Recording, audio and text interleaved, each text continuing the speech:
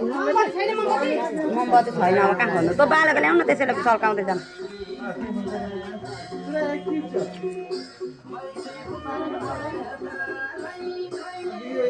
कान्छी हात त चाहियो त अब दान अब भरे यसले अहिले छ र अब जस सम्झेर दिन्छु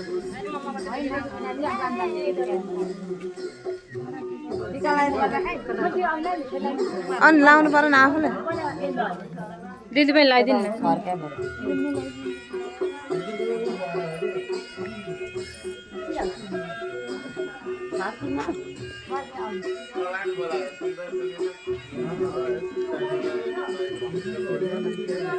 दाहिने हातले चाहिँ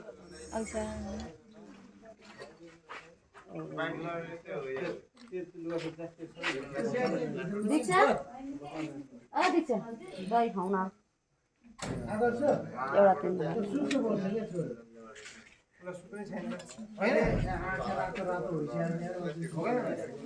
दही